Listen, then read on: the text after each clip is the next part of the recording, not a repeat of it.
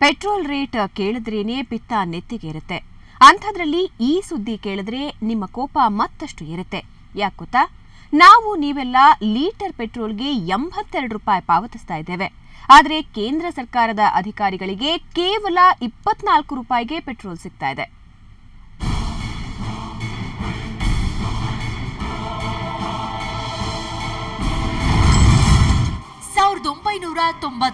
ರಿಂದ ಪೆಟ್ರೋಲ್ಗೆ ಒಂದೇ ರೇಟ್, ಕೇವಲ 24 ರೂಪಾಯಿಗೆ ಸಿಗ್ತಾ ಇದೆ ಪೆಟ್ರೋಲ್.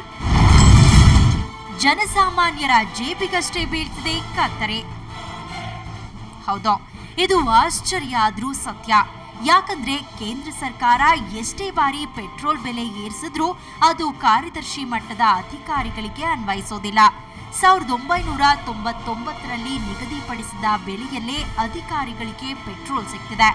1999ರಿಂದ 13 ಬಾರಿ ಪೆಟ್ರೋಲ್ ರೇಟ್ ಜಾಸ್ತಿಯಾಗಿದ್ರೂ ಕೇಂದ್ರದ ಹಿರಿಯ ಅಧಿಕಾರಿಗಳಿಗೆ ಮಾತ್ರ ಅದರ ಬಿಸಿ ತಟ್ಟಿಲ್ಲ. ಕೇಂದ್ರ ಸರ್ಕಾರದಲ್ಲಿ ನೀತಿ ನಿಯಮ ರೂಪಿಸುವ ಕಾರ್ಯದರ್ಶಿ ಮಟ್ಟದ ಅಧಿಕಾರಿಗಳು ಖಾಸಗಿ ಉದ್ದೇಶಕ್ಕಾಗಿ ಬಳಸೋ ಪೆಟ್ರೋಲ್ಗೆ ಈಗಲೂ ಕೇವಲ 24 ರೂಪಾಯಿ ಪಾವತಿಸುತ್ತಿದ್ದಾರೆ. ನವದೆಹಲಿಯಲ್ಲಿ ಭದ್ರತೆ ಹೆಚ್ಚಿರೋದ್ರಿಂದ ಹಿರಿಯ ಅಧಿಕಾರಿಗಳು ತಮ್ಮ ಖಾಸಗಿ ಕೆಲಸಗಳಿಗಾಗಿ ಓಡಾಡಲು ತೊಂದರೆಯಾಗಲಿದೆ. ಹೀಗಾಗಿ 1999ರಿಂದ ಅವರಿಗೆ ಖಾಸಗಿ ಓಡಾಟಕ್ಕೂ ಸರ್ಕಾರಿ ಕಾರುಗಳನ್ನೇ ಬಳಸಲು ಅವಕಾಶ ನೀಡಲಾಗಿದೆ. ಅದರಂತೆ ಅಧಿಕಾರಿಗಳು ತಿಂಗಳಿಗೆ 500 ಕಿಲೋಮೀಟರ್ವರೆಗೆ ಸರ್ಕಾರಿ ಕಾರನ್ನ ಸ್ವಂತ ಉದ್ದೇಶಕ್ಕಾಗಿ ಬಳಸಬಹುದು. ಆಗ ಪೆಟ್ರೋಲ್ ಬೆಲೆ ಲೀಟರ್ಗೆ 23 ರೂಪಾಯಿ 80 ಪೈಸೆ ಇತ್ತು. ಹೀಗಾಗಿ ಅಧಿಕಾರಿಗಳಿಗೆ ತಿಂಗಳಿಗೆ ಕೇವಲ 700 ರೂಪಾಯಿ ತಗಲ್ತಾ ಇತ್ತು. ಅಂದ್ರೆ ಪ್ರತಿ ಕಿಲೋಮೀಟರ್ಗೆ 1 ರೂಪಾಯಿ 40 ಪೈಸೆಯಷ್ಟು ವೆಚ್ಚವಾಗುತ್ತೆ. 1999ರಿಂದ ಈವರೆಗೆ 13 ಬಾರಿ ಪೆಟ್ರೋಲ್ ರೇಟ್ ಜಾಸ್ತಿಯಾಗಿದೆ.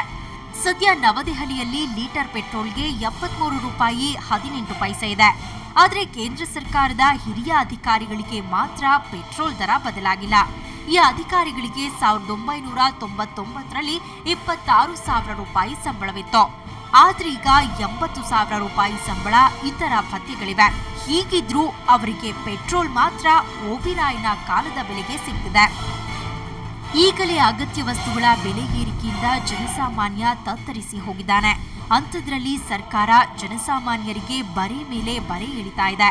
ಆದರೆ ಅಧಿಕಾರಿಗಳಿಗೆ ರೂಪಿಸೋ ನೀತಿ ಮಾತ್ರ ಬದಲಾಗಿಲ್ಲ. ಕೇಂದ್ರ ಸರ್ಕಾರದ ಒಂದು ಕಣ್ಣಿಗೆ ಬೆಣ್ಣೆ ಒಂದು ಕಣ್ಣಿಗೆ ಸುಣ್ಣ ಎಂಬ ನೀತಿಗೆ ತೀವ್ರ ಖಂಡನೆ ವ್ಯಕ್ತವಾಗ್ತಿದೆ. ಬ್ಯೂರೋ ರಿಪೋರ್ಟ್, ಸುವರ್ಣ ನ್ಯೂಸ್ 24/7.